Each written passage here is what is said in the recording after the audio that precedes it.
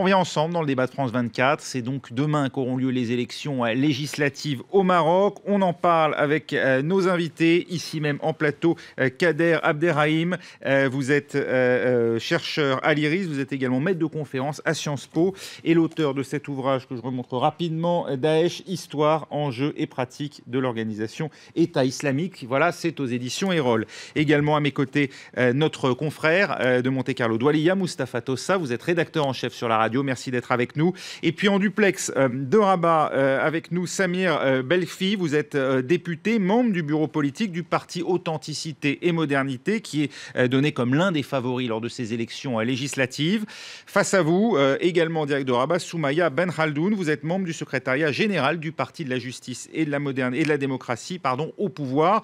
Vous êtes également ancienne ministre déléguée à l'enseignement supérieur et vous présidez la commission pour la parité du PJD. Et je vais vous demander donc de répondre à ce que disait Mustapha Tossa lors de la première partie de ce débat. Il évoquait à la fois le bilan économique, pas si flatteur que ça si l'on en croit les départs assez importants de jeunes combattre notamment vers la Syrie, ce qui traduit en tout cas une forme de désespérance. Et puis également, l'autre aspect de votre bilan, c'était, Mustapha Tossa, les alliances, évidemment, la question de la cohérence des alliances, puisque vous faites alliance à la fois avec des partis très libéraux et puis également des partis d'obédience marxiste. En cas de nouvelle victoire, comptez-vous clarifier votre ligne politique ? Bon, alors d'abord, je vais bien sûr répondre concernant le tableau terne qu'a malheureusement donné M. Belfré concernant notre pays, le Maroc. Au contraire, nous avons de bonnes réalisations. Nous avons aussi bien sur le plan économique que sur le plan social. Je vais donner quelques chiffres. Par exemple, nous avons pu, durant ce mandat, baisser le déficit budgétaire de plus de 51% entre 2012 et 2016. Nous avons pu augmenter la réserve de devises à plus de 60% durant la même période. L'amélioration du climat des affaires de 21 points selon l'indice de la Banque mondiale, l'augmentation des investissements extérieurs directs de plus de 28%, de 114 millions de dirhams à plus de 146 milliards de dirhams. Et nous avons pu aussi arrêter la dette publique qui n'avait pas cessé d'augmenter. En 2015, nous avons pu l'arrêter. En ce qui concerne le volet social, aujourd'hui, le citoyen marocain sait très bien ce que ce gouvernement a fait pour lui. Aujourd'hui, les étudiants pour lesquels nous avons pu augmenter la bourse, qui n'a pas été augmentée depuis plus de 30 ans, savent ce que ce gouvernement a fait pour eux. Aujourd'hui, les femmes marocaines veuves qui ont des orphelins, pour lesquels nous avons créé une caisse spéciale pour ces femmes veuves et pour leurs orphelins, savent ce que ce gouvernement a fait pour eux. Aujourd'hui, les personnes qui se retrouvent au chômage pour lesquelles nous avons créé une caisse de l'indemnité au chômage savent ce que c'est. Aujourd'hui, nos jeunes, les jeunes Marocains qui ont pu trouver du travail et un travail adéquat à leur formation, savent ce que nous avons fait pour eux. Et d'autres exemples, bien sûr, le temps ne nous permettra pas de dire tous les exemples. Par rapport, donc, ceci par rapport au bilan en ce qui concerne l'économie et le point de vue social. Et d'ailleurs, c'est pour cela que les gens sont autour de nous. Il suffit de voir les meetings, nos meetings, notre campagne, où nous nous déplaçons. Nous sommes reçus avec un grand enthousiasme, malgré tout ce qu'essaient de faire nos détracteurs et qu'ils essaient de nous diaboliser, qui essaient de porter atteinte à notre intégrité personnelle, etc. Mais Sur les alliances, Soumaya Ben Khaldoun, avec qui comptez-vous gouverner? Oui, sur les alliances.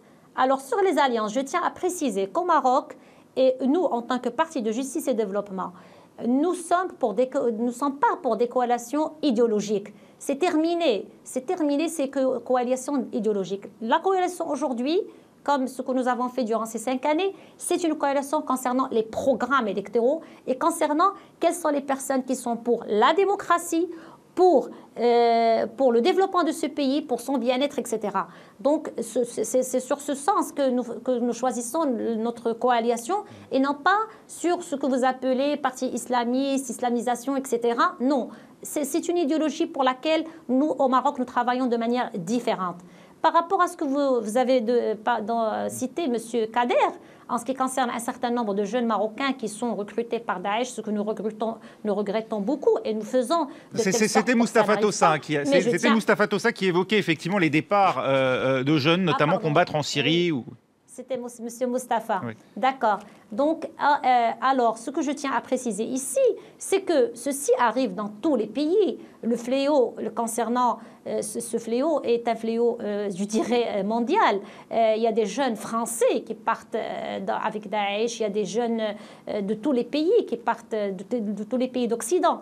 Donc, on ne peut pas dire que c'est uniquement au Maroc ou bien que c'est en rapport avec le parti qui a présidé le gouvernement actuellement. Au contraire, au Maroc, je crois que, au contraire, tout le monde sait que le Maroc est un pays musulman depuis des décennies et que c'est un pays très modéré, très ouvert. Et donc, il reste bien sûr, il y a toujours un certain nombre de jeunes, bien sûr, qui vont, comme vous l'avez cité, mais ça reste très, très limité par rapport à l'ensemble des jeunes et des moins jeunes et des élites marocaines et de l'ensemble du peuple marocain qui s'inscrit dans un cadre modéré, ouvert, pour la démocratie, pour le bien-être de ce pays. Et c'est pour cela que je dis que nous sommes aujourd'hui sûrs de notre victoire, vu toutes les données, toutes ces données dont j'ai cité quelques-unes. Moustapha Tossa, et ensuite on retournera à Rabat, parler à Samir Belfkir. Moi, quand j'ai cité l'exemple du jeune Marocain qui quitte le Maroc pour aller s'inscrire dans des entreprises terroristes à obédience islamisante, je faisais allusion à que le Maroc est le seul pays en ce moment où il y a un parti islamiste qui se revendique comme tel au pouvoir et qu'il a été, et il faut le constater, incapable de produire un discours religieux suffisamment fort, suffisamment pompier, si j'allais dire, pour éteindre ce feu-là. Et nous, en ce moment, que ce soit en France ou dans les pays de la Méditerranée, on est à la recherche de ce contre-discours qui convaincrait, qui persuaderait ces jeunes de ne pas tenter cette aventure djihadiste. Et on pensait que parmi les avantages d'un tel parti, c'était justement d'être un frein à cette entreprise terroriste. Or, il ne l'a pas été pour X raisons. Il ne l'a pas été. C'est le cas en Tunisie, où le parti Ennahda est majoritaire à la Chambre, et pourtant c'est le premier contingent de combattants étrangers dans les rangs de Daesh, et on a la même situation en France. Donc je ne sais pas si on peut faire le lien, mais c'est vrai que c'est une réalité qui nous interroge tous, et on est bien placé ici en France pour savoir que ça constitue effectivement une grosse inquiétude, une préoccupation, et il faut se pencher sur les causes profondes, parce qu'on voit que ce n'est pas simplement les pays musulmans ou les pays arabes, c'est aussi maintenant dans les sociétés européennes une question qui est posée. Et ce n'est pas non plus le résultat d'un bilan économique bon ou mauvais d'ailleurs. Samir Belfkir, vous êtes une motivation. Oui, Samir Belfkir du parti Authenticité et Modernité. Je vais vous demander de répondre évidemment à ce qui vient d'être dit, et plus précisément s'agissant de votre parti, que répondez-vous à ceux qui estiment qu'il est finalement l'émanation du palais, le bras politique d'une certaine manière, commandé notamment par le ministère de l'Intérieur qui mettrait tous les moyens de l'État au service du PAM? C'est ce que suggèrent un certain nombre de vos adversaires, notamment au sein du PJD. Tout d'abord, je tiens à préciser que le fait de dire que la situation économique est désastreuse, ce ne sont pas uniquement les dires du parti Authenticité et Modernité. Il y a des rapports qui ont été publiés par la Banque centrale, par des institutions responsables marocaines, notamment, comme je disais, la Banque centrale, au commissariat aux planifications, la Cour des comptes également, et également le ministère des Finances qui est sous la tutelle du chef de gouvernement. Alors, quand on parle du bilan, le parti au pouvoir s'est engagé à créer un taux de croissance de 7% pendant la campagne électorale de 2011. Et lors de la déclaration gouvernementale, le gouvernement s'est engagé de réaliser 5,5%. Aujourd'hui, on parle de 3% de moyenne et un taux de croissance de 1,5% en 2016. C'est-à-dire, le gouvernement n'a pas honoré ses engagements. Deuxième point, il s'était engagé de réduire le taux de chômage de 9% à 8%. Aujourd'hui, on parle d'un taux de chômage de 10%. Il s'est engagé également de réduire le taux d'analphabétisme de 32% à 20%. Il est toujours à 32%. Il s'est engagé également de réduire le classement du Maroc en termes de lutte contre la corruption de la place 80e à la place 40e. Aujourd'hui, on a régressé, on est classé 88e. Alors, sur plusieurs indicateurs, c'est un échec total des promesses où le gouvernement s'est engagé lors de la déclaration gouvernementale. Je veux rebondir quand même sur ce qui a été dit par votre invitée, Madame Soumia Ben Khaldoun, qui disait que le gouvernement avait réalisé des exploits. Et en toute objectivité, je vais vous donner quelques exemples. Quand on parle du déficit budgétaire qui est baissé de 7% à 3,5%, Cela reste, premièrement, il est très considérable et très important, le pourcentage de 3,5, mais la réduction et la baisse, le passage de 7% à 3,5 n'est pas dû à une politique économique du gouvernement. Elle est due à des facteurs exogènes. Je disais tout à l'heure que ce gouvernement... Pas trop de chiffres non plus, parce que quelques exemples, évidemment, pour qu'on comprenne.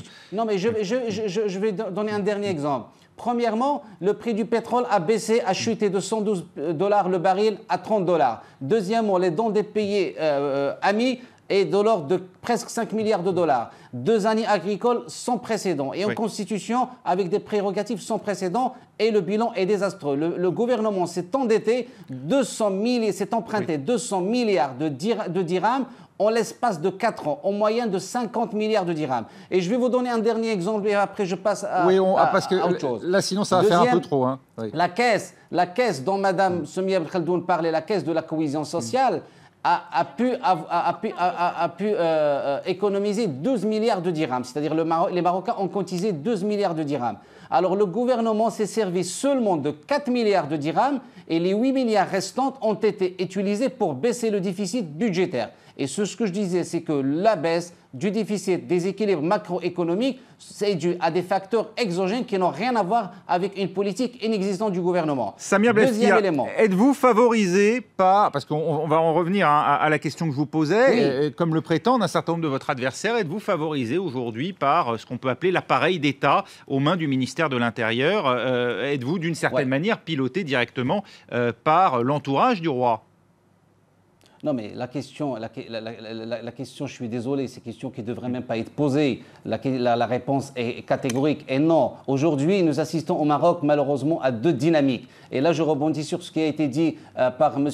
Mostafa Toussa quand il parlait de la bipolarisation. Moi, je dirais plutôt une dualité de volonté, de dynamique. Une volonté basée sur la tension, sur la confrontation, sur semer le doute dans les décisions des institutions dans l'État, dans la banalisation des institutions de l'État, une régression des acquis démocratiques, et puis une autre dynamique, une autre volonté qui donne raison à la raison, qui est ouverte sur les différentes civilisations du monde et qui accepte et qui croit en l'acceptation de l'autre et n'est pas dans l'exclusion et n'est pas dans le mensonge. Alors, la deuxième des choses, le bilan du gouvernement, il aurait dû être présenté par le gouvernement. Malheureusement, ça n'a pas été fait. La Constitution 2011 l'exige. Pourquoi le gouvernement ne l'avait pas présenté? La reddition des comptes. Et aujourd'hui, croyez-moi, ceux et celles qui laissent semer le doute sur les résultats du scrutin de demain nuisent gravement à notre processus démocratique. Merci. Ce sont des gens qui font en sorte de fuir le débat, de rendre des comptes aux citoyens envers qui se sont engagés de réaliser des choses. Aujourd'hui, on cherche des prétextes, on cherche à fuir le débat, on cherche à semer le doute et ça c'est vraiment très très très malsain et c'est pas bien pour notre démocratie toute jeune et toute fraîche qu'il faut encore encourager davantage. Merci Samir Belfkir. Moustapha Toussa, sur ce qui vient d'être dit. Moi, je crois qu'il faut juste tout de suite évacuer une question importante. C'est faire injure au Palais Royal que de croire que le PAM est un parti qui est piloté par le Palais Royal. C'est vrai qu'il a été créé par un proche. Il y a eu cette thématique de la mainmise, en fait. Il a été créé par un proche du roi, mais en ce moment, c'est un parti qui est en pilotage presque automatique et qui vit au rythme de la vie politique marocaine. Alors, je ne parle pas l'arabe, mais il y a un terme qui est employé au sein du PG, Tarakoum, notamment. C'est l'autoritarisme, oui. Mais ça rejoint les crocodiles et autres métaphores. Et c'est aussi faire injure au Maroc actuel, c'est de vouloir soupçonner le ministère des Affaires de l'Intérieur de favoriser tel ou tel parti. Parce qu'en fait, l'enjeu de cette deuxième expérience électorale marocaine depuis les constitutions de 2011, c'est qu'elle soit la plus transparente possible, c'est qu'elle reflète de manière la plus fidèle la vie politique marocaine. Vous dites que le roi Mohamed VI ne sera en rien gêné par une nouvelle victoire du PJD? Non, il ne le serait pas. Et il faut lire un des derniers discours du roi Mohamed VI où il avait annoncé qu'il était au-dessus de partis et qu'il invitait les Marocains à choisir, il invitait d'abord les partis à choisir de bons candidats, il invitait les Marocains à voter pour les gens qu'ils considèrent comme compétents, transparents et honnêtes et qui sont positifs pour l'expérience politique marocaine. Donc il y a un enjeu énorme en ce moment. L'appareil administratif est dans l'obligation d'observer une neutralité parce qu'il y va de la vitalité et de la crédibilité de cette expérience démocratique marocaine. Et le roi du Maroc, à plusieurs occasions, dit qu'il mise beaucoup sur la vitalité et la santé de la démocratie marocaine pour justement donner l'exemple en Afrique et dans les pays arabes. Et on voit mal demain le ministère de l'Intérieur jouer avec les résultats ou jouer avec les candidats. Kader Abderrahim, encore faut-il que les électeurs répondent présents aux urnes. Et ça, comme on le disait tout à l'heure, ce n'est pas encore garanti. Alors, il faut que ça, c'est le gros enjeu, je pense, évidemment avec le résultat, mais ça paraît d'évidence. Le taux de participation va être un des gros enjeux.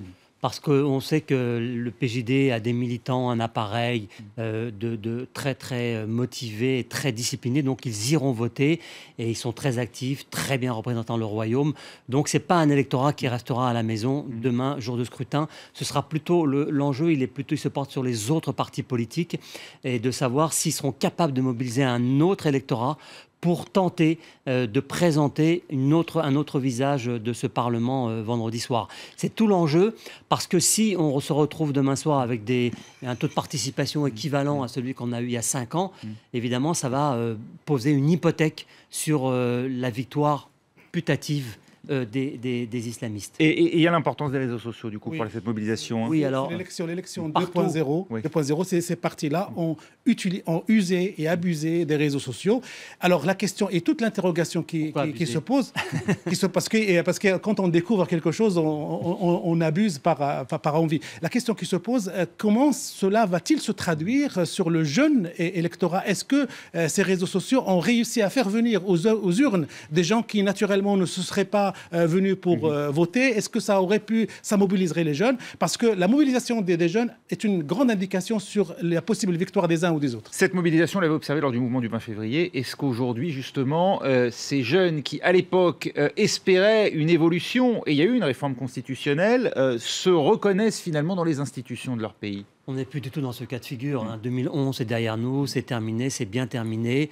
On ne peut pas non plus nier que le Maroc est immobile. Il y a eu des évolutions, il y a eu cette réforme de la Constitution, il y a cette expérience en cours au Maroc. Quand on regarde l'environnement régional, à l'exception de la Tunisie dans le monde arabe, le Maroc reste quand même, malgré tout, pour les raisons que j'indiquais au début de notre émission, grâce à ce fait qu'il y ait un État très ancien, une sédimentation historique, qui donne quand même de la force, qui donne de la perspective et qui donne de la stabilité à la fois aux institutions, mais également aux Marocains qui ont derrière eux de l'histoire et devant eux des vraies perspectives démocratiques. Donc je crois que 2011 c'est derrière, mais ce qui est à écrire maintenant, c'est ce qui va se passer à partir de demain soir et renforcer le processus démocratique. Si vous me permettez une petite préférence personnelle, ça serait bien qu'il y ait de l'alternance au Maroc, qu'on puisse goûter l'alternance, que le gouvernement d'aujourd'hui puisse tester l'opposition et que l'opposition d'hier puisse revenir. Ça fait partie de cette dynamique politique que le Maroc essaie d'installer,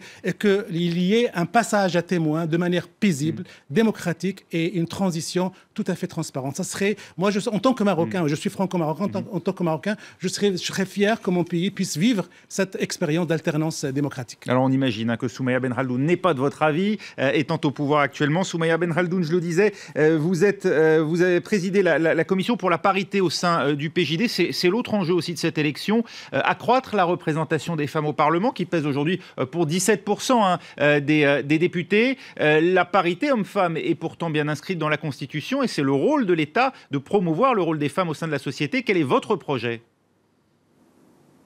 Alors, avant de parler de ça, je voudrais quand même revenir sur un certain nombre de points. Oui, mais on n'aura pas le temps, malheureusement, et je pense qu'il est préférable d'aborder tous les sujets autant que possible. On a compris qu'on ne vous réconciliera pas sur les chiffres de l'économie. Non, je ne parlerai pas, je ne vais plus reparler des chiffres, je pense que j'ai été suffisamment claire. Et les Marocains aujourd'hui savent, ils connaissent leur bilan parfaitement. Et les investisseurs marocains et les investisseurs externes savent ce que c'est que le Maroc. Nous ne pouvons absolument pas dresser un bilan noir de notre pays. Au contraire, nous insistons à l'investissement et nous avons un très bon bilan que nous présentons et que nous présentons à la tête haute. Sur la représentation et la juste place des femmes, très rapidement. Oui, rapidement aussi, je dirais que le roi, comme vous l'avez dit, est au-dessus de tous les partis.